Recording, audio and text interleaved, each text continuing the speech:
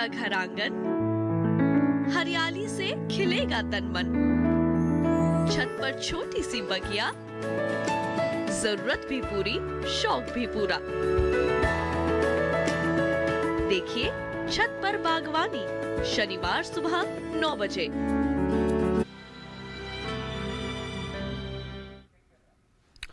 नमस्कार, मैं हूं चंद्रशेखर जोशी। किसानों के कल्याण के लिए पिछले दिनों केंद्र सरकार ने कुछ महत्वपूर्ण सुधारों को अमली जामा पहनाया है। इस खास कार्यक्रम किसान कल्याण के लिए प्रतिबद्ध में हम केवल इन सुधारों की ही बात नहीं करेंगे, बल्कि आपको ये भी दिखाएंगे कि इससे जमीन पर यानी जमीनी स्तर पर क्या कुछ बदल रहा है। कृषि सुधार से जुड़े इन कानूनों को लेकर तथ्यों पर बात कम हो रही है, लेकिन भ्रम ज्यादा फैलाया जा रहा है। इस भ्रम को फैलाने में विपक्षी दलों के बयानों में विरोधाभास का भी कम योगदान नहीं है। विपक्षी दलों के इन विरोधाभास को भी हम आपके सामने लेकर आएंगे। कार्यक्रम में हम ये भी देखेंगे कि जो बातें कही जा रही हैं उनमें कितनी सच्चाई है। अपनी ग्राउंड रिपोर्ट्स के जरिए हम सीधे चलेंगे उन किसानों के पास जिनको इन सुधारों ने सफलता के एक रास्ते से रूबरू कराया है। हमारे साथ जुड़ेंगे हमारे मेहमान, ऑर्गेनाइजर के संपादक प्रफुल्ल केतकर। उनसे पूरे प्रकरण को और भी बेहतर ढंग से समझने की कोशिश करेंगे। तो आइए शुरुआत करते हैं और सबसे पहले देखते हैं कि जो कृषि सुधार किए गए हैं उसके क्या फायदे हैं। आप समझिए कि कृषि सुधारों के क्या कुछ फायदे हैं। किसानों को खेत के पास ही उत्पाद बेचने की अनुमति मिल जाएगी, जो अभी तक गैर कानूनी माना जाता था। नए कानून के बनने के बाद अब किसान खुद भी ट्रेडर बन जाएगा या बड़े संगठन का हिस्सा बन सकता है। अभी तक कुछ राज्यों में मंडी के बाहर केवल फल सब्जियां बेचने की इजाजत थी, जो अब हर कृषि उत्पादों के लिए लागू होगी। छोटी जोत वाले किसानों को एफपीओ का हिस्सा बनने का मौका मिलेगा, जिससे उनकी फसल की बेहतर कीमत मिल पाएगी। किसानों को इनाम व्यवस्था का पूरा फायदा मिल पाएगा। केवल सूचना ही नहीं, बल्कि वो अपने उत्पाद भी किसी को भी कहीं भी बेच पाएंगे। देश में केवल 10% खाद्य प्रसंस्करण का काम होता है और वैश्विक निर्यात में 2.3% की हिस्सेदारी है, जिसमें काफी बढ़ोतरी की संभावना। किसानों को फसल के कॉन्ट्रैक्ट से बाहर निकलने पर कोई पेनल्टी नहीं देनी होगी, जबकि कॉरपोरेट को 1.5 गुना यानी कि 1.5 गुना तक दाम देना होगा।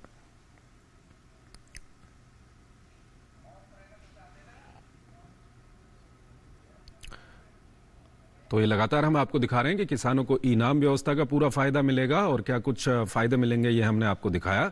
और आपको बता दें कि किसानों के बीच फैलाए जा रहे भ्रम को लेकर केंद्र सरकार बार बार अपना रुख स्पष्ट कर रही है। भाजपा के वरिष्ठ नेता और केंद्रीय कानून मंत्री रविशंकर प्रसाद ने किसानों के लिए बनाए गए ई मंडी से जो लाभ हो रहे हैं उसकी जानकारी देते हुए कहा कि सरकार ने किसानों की सुविधा के लिए ई नियम बनाया है, जिस पर अभी तक 21 प्रदेशों में 1000 मंडियों ने रजिस्ट्रेशन किया है और 1,68,00,000 से अधिक किसान इससे जुड़ चुके हैं। हमने किसानों के लिए एक नेशनल एग्रीकल्चर मार्केट नेम बनाया है, समझे आप, जिस पर किसान अपने को रजिस्टर कर सकता है, अपनी फसल बेच सकता है। सिर्फ आपको मैं कुछ आंकड़े देता हूं और देश के सामने आपके माध्यम से आना बहुत जरूरी है। अभी तक 21 प्रदेशों में 1000 मंडियों ने रजिस्टर किया है नेम पर। 1000 mandis of 21 states have started functioning after being registered on National Agriculture Market Portal. कितने फार्मर हैं रजिस्टर्ड? 1,68,00,000। कितने ट्रेडर हैं? 1,51,000। ठीक है, और कितने का व्यापार हुआ है? 1,15,000 करोड़ रुपए का। उन्होंने नए कृषि कानूनों में कॉन्ट्रैक्ट फार्मिंग को लेकर किसानों के बीच फैलाए जा रहे भ्रम को भी दूर करने की कोशिश की। उन्होंने एक बार फिर विश्वास दिलाया कि किसान की जमीन पूरी तरह से सुरक्षित रहेगी। किसान कुछ निहित स्वार्थों के चंगुल में फंसा हुआ है।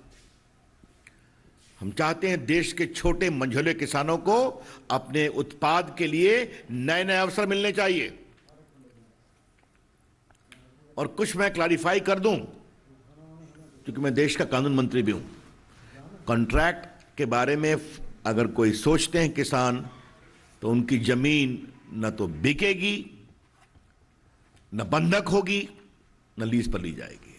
The farmers land shall neither be on lease nor will be sold nor mortgaged. उनके जमीन पर कोई देनदारी नहीं बनेगी, वो बनेगी तो फसल पर। केंद्रीय कानून मंत्री और बीजेपी के वरिष्ठ नेता रविशंकर प्रसाद ने विपक्ष पर दोहरा रवैया अपनाने का आरोप लगाया। बीजेपी ने इन दलों पर निशाना साधते हुए कहा है कि ये दल अपना वजूद बचाने और मोदी विरोध के नाम पर किसी भी आंदोलन में कूद जाते हैं। आज जो नरेंद्र मोदी की सरकार ने किया, यूपीए की 10 साल की सरकार में यही कर रहे थे, अपने राज्यों में कर रहे थे, बढ़ चढ़कर कर रहे थे। लेकिन आज जब इनका राजनीतिक वजूद खत्म हो रहा है, ये बार बार चुनाव में हारते हैं, लोकसभा के चुनाव में, विधानसभा के चुनाव में, नगर निगम के चुनाव में, तो अपना वजूद अस्तित्व बचाने के लिए किसी भी विरोधी आंदोलन में शामिल हो जाते हैं। किसान आंदोलन के नेता ने साफ साफ कहा है कि पॉलिटिकल लीडर्स हमारे मंच पे नहीं आए, उनकी इस भावनाओं का हम सम्मान करते हैं, लेकिन ये सभी कूद रहे हैं क्योंकि हमको भाजपा के विरोध करने, नरेंद्र मोदी जी का विरोध करने का एक और मौका मिल रहा है। भाजपा ने कृषि सुधार के मुद्दे पर विपक्षी दलों पर दोहरेपन का आरोप लगाया है। केंद्रीय कानून मंत्री रविशंकर प्रसाद कांग्रेस सहित सभी विपक्षी दलों के इस मुद्दे पर अतीत के विचार और वर्तमान में उनकी स्थिति सामने रखकर उनके दोहरेपन को उजागर कर चुके हैं। तो आपको हम ये ग्राफिक्स के जरिए बता रहे हैं। 2019 के लोकसभा चुनाव में कांग्रेस ने अपने घोषणा पत्र में मंडियों को समाप्त करने, किसानों को फसलों के निर्यात और व्यापार के सारे बंधनों से मुक्त करने का वादा किया था। खुद राहुल गांधी ने 2013 में अपने सारे मुख्यमंत्रियों से कहा था कि कांग्रेस शासित राज्यों में किसान सीधे फसल बेच सकते हैं। दिल्ली के मुख्यमंत्री अरविंद केजरीवाल एक तरफ विरोध कर रहे हैं, दूसरी तरफ इस बिल को दिल्ली में लागू कर रहे हैं। यही नहीं, यूपीए सरकार में कृषि मंत्री रहे एनसीपी प्रमुख शरद पवार ने राज्यों के मुख्यमंत्रियों को खत लिखकर खुद कहा था कि मंडी एक्ट में बदलाव जरूरी है और निजी क्षेत्र का आना जरूरी है। शरद पवार ने 2005 में दिए एक इंटरव्यू में कहा था कि अगर मंडी एक्ट में सुधार नहीं होगा तो राज्यों को वित्तीय अधिकार नहीं मिलेगा। Total approach is now, the government's total search is to how to reduce these post-harvesting losses, and we have started mainly from reforms in APMC Act. And not only that, but now we are trying to encourage the private sector and cooperative sector to set up big number of agro-processing units along with their entire chain. तो शरद पवार को आपने सुना और किसानों पर फैलाए जा रहे भ्रम के बीच आइए एक नजर डालते हैं कि आखिर पिछले 5-7 सालों में किसानों के मुद्दे पर किस तरह से काम किया गया है। उनसे क्या वाकई किसानों को लाभ हो रहा है? किसान कल्याण के लिए प्रतिबद्ध हमारे इस कार्यक्रम के तहत हम आपको ये बता रहे हैं कि साल 2014-2019 के बीच खेती बाड़ी पर किया गया बजटीय खर्च 2,11,000 करोड़ रहा, जो इससे पहले 5 सालों में 1,21,000 करोड़ था। पीएम किसान योजना के किसानों को आमदनी का अतिरिक्त जरिया मिला, जो इससे पहले नहीं हुआ। साल 2020 से 2021 के लिए ही कृषि क्षेत्र के लिए 1,42,000 करोड़ का प्रावधान था, जिसमें 75,000 करोड़ पीएम किसान के लिए आत्मनिर्भर भारत पैकेज के तहत एग्री इंफ्रा फंड के लिए 1 लाख करोड़ की घोषणा की गई, जिससे सप्लाई चेन निर्माण में मदद मिलेगी। रबी 2020 की फसल के लिए गेहूं, धान, दलहन और तिलहन के लिए 1,43,000 करोड़ खर्च किए गए, जो बीते साल से 31% ज्यादा है। मृदा स्वास्थ्य योजना, नीम कोटेड यूरिया का इस्तेमाल और परंपरागत कृषि विकास योजना से खेत की स्थिति में सुधार हुआ। साल 2020-2021 में 15 लाख करोड़ का कृषि ऋण का लक्ष्य, 2.5 करोड़ किसानों को 2 लाख करोड़ किसान क्रेडिट कार्ड के जरिए मिले। सभी गांवों तक बिजली पहुंची और किसानों को लाभ मिला। और पीएम कुसुम योजना में 20 लाख किसानों को मिला सोलर पंप, 23 करोड़ से ज्यादा किसानों को बीमा सुरक्षा कवच मिला और 6 लाख से ज्यादा किसानों को इस कवच का लाभ मिल भी चुका है। और आइए अब आपको हम जमीन पर लिए चलते हैं, यानी कि ग्राउंड रिपोर्ट आपको दिखा रहे हैं। ग्राउंड रिपोर्ट क्या कुछ कहती है? किसानों की तरक्की के लिए प्रतिबद्ध केंद्र सरकार ने कृषि क्षेत्र में बदलाव और किसानों की आमदनी बढ़ाने के उद्देश्य से कृषि सुधारों के कानून लागू किए। केंद्र सरकार द्वारा लाए गए नए कृषि कानूनों के बाद मध्य प्रदेश के किसान काफी खुश हैं, किसानों का मानना है कि कृषि सुधार के इस कानून से न केवल अब वो खुले बाजार में अपनी उपज बेच सकेंगे, साथ ही फसल का वाजिब दाम भी उन्हें मिल सकेगा। ये रिपोर्ट देखिए।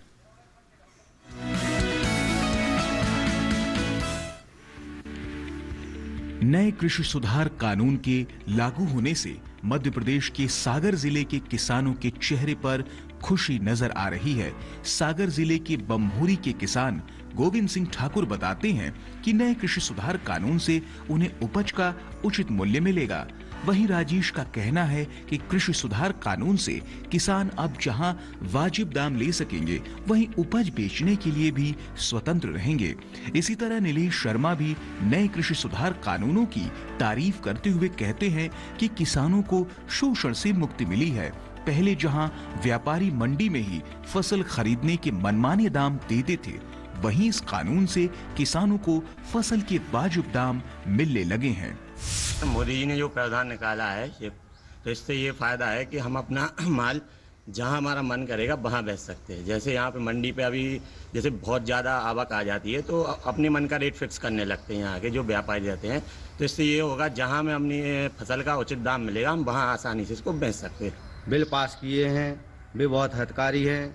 मेरी फसल जो सागर में बेचते थे कम कीमत मिलती थी, अब जहाँ ज़्यादा दाम मिलेंगे वहाँ हम फसल बेच सकें। आज मंडियों में जाते तो मंडियों में दलालों के माध्यम से बिकने, बिचौलियों को पैसा खाने वो में। अच्छा, एक चीज़ और होती, जैसे अपन मंडी में ज़्यादा आवक हो गई तो व्यापारी अपने मन से दाम लगा रहे हैं कि भैया ये तुम 1800 को 1400, उनने कहा भैया 1750, 1700, जा चीज़ खत्म हो गई। ये चीज़ में हम स्वतंत्र हो गए, अब हम अपना माल कहूँ भी बेच सकते। कृषि सुधार कानूनों ने जहां देश भर में किसानों के लिए आशा की एक नई उम्मीद पैदा की है, वहीं किसानों की आय को दोगुना करने के लिए प्रतिबद्ध केंद्र और मध्य प्रदेश की सरकार भी लगातार प्रयास कर रही है, जिससे कि देश का अन्नदाता खुशहाल हो सके। Bureau report, DD news.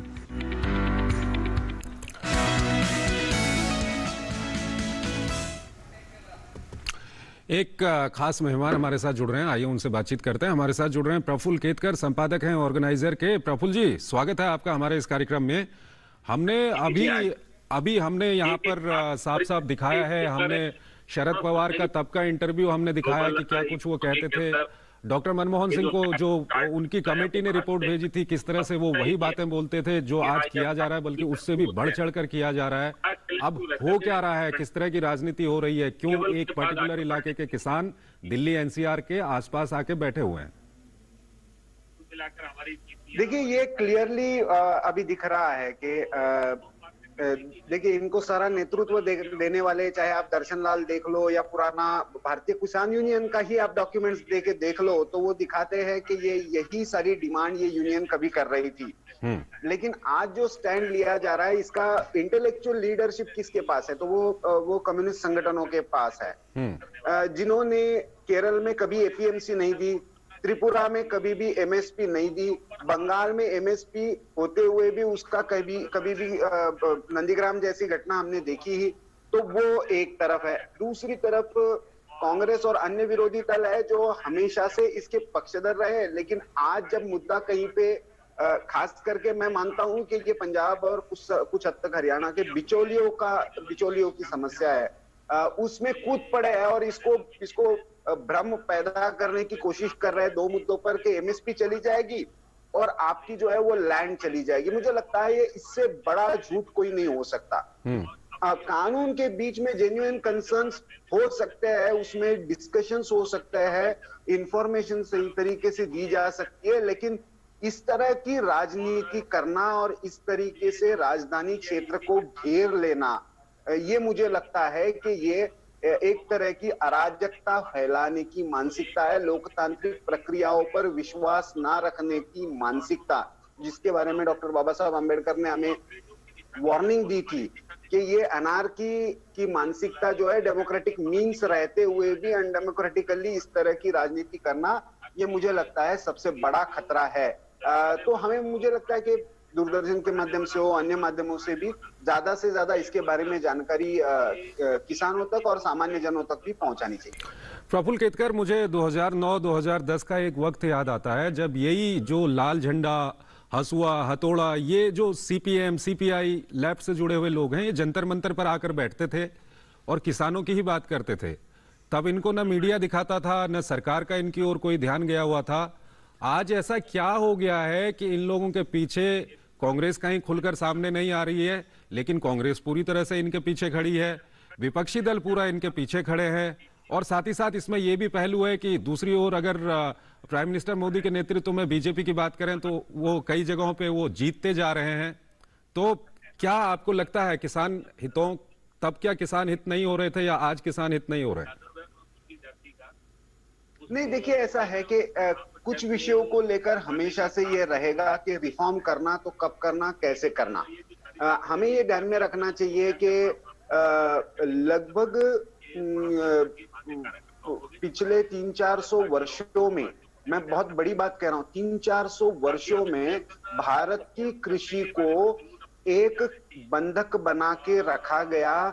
खास करके उस समय के जो शासक थे, खास करके खिलजी के बाद के, उन्होंने अपनी सेना की फूड सिक्योरिटी के लिए एग्रीकल्चर को एक तरह से बंधक बनाया। वही नीति ब्रिटिशों ने की। सोशलिस्ट जब हमने पैटर्न एक्सेप्ट किया तो हमने भी एक तरह की सुरक्षा भी दी, लेकिन उसके साथ साथ उन पर बंधन भी डाले।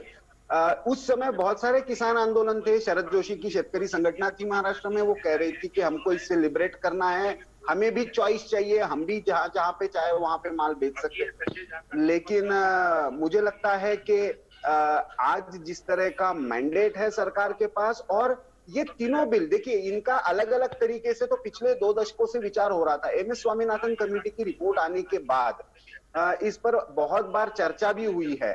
सिलेक्ट कमेटी में भी हुई है, पार्लियामेंट के अलग अलग फोरम्स पर भी, कमिटीज में भी हुई है, लेकिन पार्लियामेंट के अंदर भी हुई है, इंटेलेक्चुअल लेवल पर भी इसके चर्चा हुई है। लेकिन जो बड़ा अंतर आया है कि एक कॉम्प्रिहेंसिव, एक इंफ्रास्ट्रक्चर खड़ा करना, ई नाम के जैसा प्लेटफॉर्म खड़ा करना और फिर कॉम्प्रिहेंसिवली ये तीनों रिफॉर्म्स लाना, ये मुझे लगता है पहली बार हुआ है।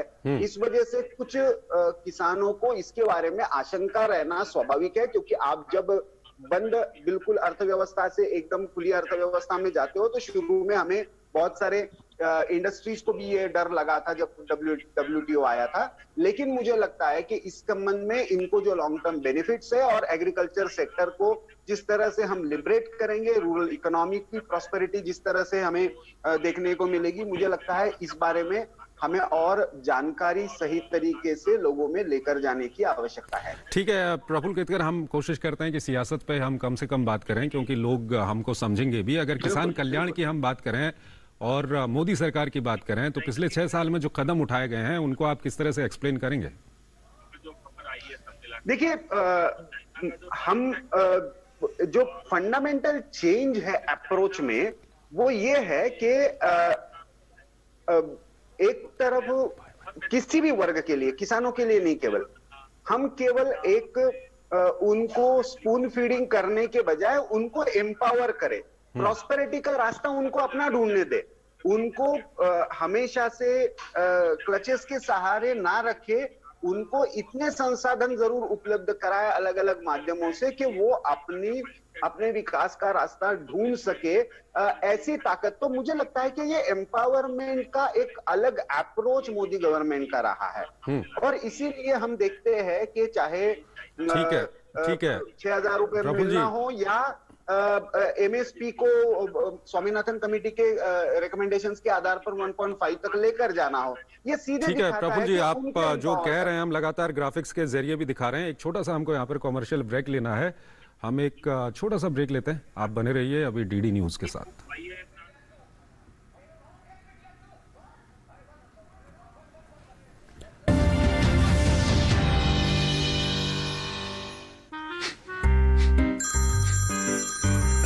आपका KYC अपडेट करना है, नहीं तो अकाउंट और ATM कार्ड ब्लॉक हो जाएगा। सावधान सावधान, 2.5 करोड़ का इनाम मुझे। देखिए, अनजाने कॉल्स, फर्जी ईमेल्स, लिंक्स और जाली ऐप से अपना पिन, OTP, पासवर्ड कभी भी किसी के साथ शेयर न करें। आप रहेंगे सावधान तो नहीं होगा नुकसान। RBI कहता है जानकार बनिए, सतर्क रहिए। पक्की होगी बुनियादें तो हंसे हिंदुस्तान होगा।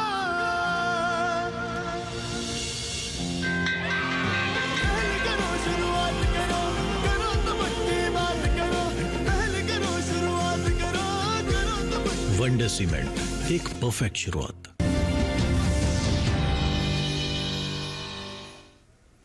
स्वागत है आपका ब्रेक के बाद। किसानों की तरक्की के लिए प्रतिबद्ध केंद्र सरकार ने कृषि क्षेत्र में बदलाव और किसानों की आमदनी बढ़ाने के उद्देश्य से कृषि सुधारों के कानून लागू किए। केंद्र सरकार द्वारा लाए गए नए कृषि कानूनों के बाद शिमला के किसानों की क्या कुछ प्रतिक्रिया है, आइए आपको दिखाते हैं। सरकार ने जो कृषि कानून बिल लाया है वह किसानों के हित में है, मैं इसका समर्थन करता हूँ। बिल के आने से हम अपना माल कहीं भी बेच सकते हैं, जिससे कि भी हमें आड़तियों के चुंगल से भी मुक्ति मिल गई। केंद्र सरकार ने ये जो कृषि कानून बिल बनाया है ये हमारे हित में है।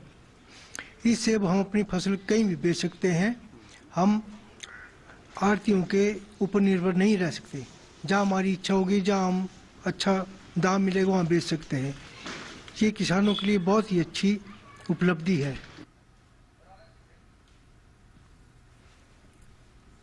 हमें काफ़ी राहत होगी और हम अपनी फसल कहीं भी बेच सकते हैं और हम अपनी फसल अच्छे दामों पर बेच सकते हैं। हमें आड़तियों पर निर्भर रहने की आवश्यकता नहीं है।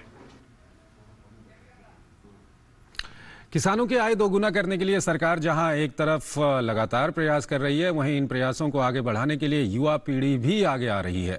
ड्रिप इरिगेशन की बात करते हैं। ड्रिप इरिगेशन यानी टपक सिंचाई के माध्यम से पानी की बचत के साथ किसानों की आय बढ़ाने के लिए प्रयास किए जा रहे हैं। ये रिपोर्ट देखिए।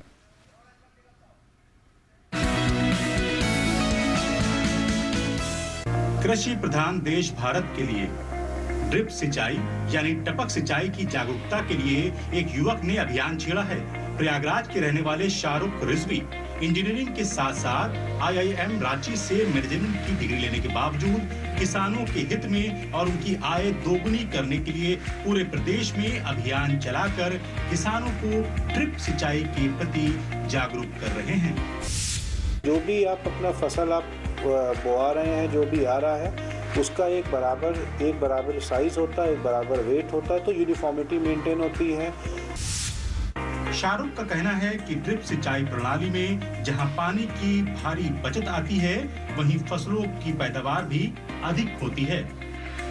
ड्रिप इरिगेशन के लिए केंद्र सरकार 90% तक सब्सिडी मुहैया कराती है और इस प्लांट को लगाने में मात्र 40,000 रुपए का खर्च आता है और ये हमेशा काम आता है। जागरूकता फैलाने वाले शाहरुख का कहना है कि किसान खेतों की सिंचाई करता है, जबकि पौधों की सिंचाई होनी चाहिए। लखनऊ से परवेज जैदी की रिपोर्ट।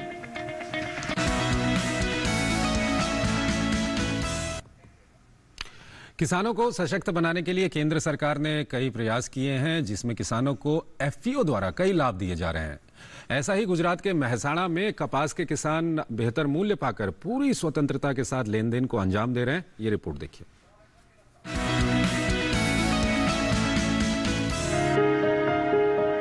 प्रमुख कॉटन लिमिटेड गुजरात के महसाणा जिले में छोटे और सीमांत किसानों द्वारा प्रोत्साहित एक किसान उत्पादक संगठन यानी FPO है, जिसमें 700 से अधिक किसान जुड़े हैं। हर दिन कपास की खरीद के लिए लगभग 300 ट्रक FPO पर पहुंच रहे हैं। यहाँ किसानों को बेहतर मूल्य मिल रहा है, साथ ही किसान अपनी उपज के लिए नगद भुगतान भी हासिल कर रहे हैं। कॉटन लिमिटेड के सदस्य राजू भाई पटेल ने बताया कि इस समय कपास की खरीद जोरों पर है। सरकार APMC एक्ट में जो अभी सुधार लाई है, उससे काफ़ी मात्रा में फायदा खेडूत को ही है। व्यापारी सीधा खेडूत से माल अभी परचेज कर रहा है, तो जो APMC का टैक्सेस लगते थे वो सब डायरेक्ट परचेज से निकल गए, खेडूतों को वो पास ऑन हो रहा है।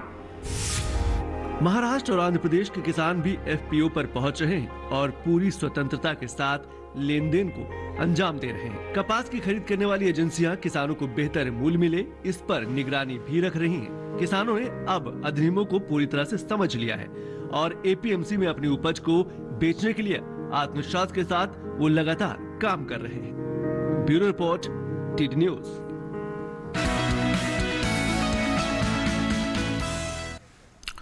तो किसानों को किस तरह से नए कृषि कानूनों से फायदा हो रहा है, ये हमने आपको दिखाया। हमने प्रफुल्ल केतकर से भी बातचीत की। प्रफुल्ल जी, हमारे साथ इस कार्यक्रम में बने रहने के लिए काफी बहुत बहुत आपका शुक्रिया। इसी के साथ इस कार्यक्रम को यहीं पर समाप्त करते हैं। नमस्कार।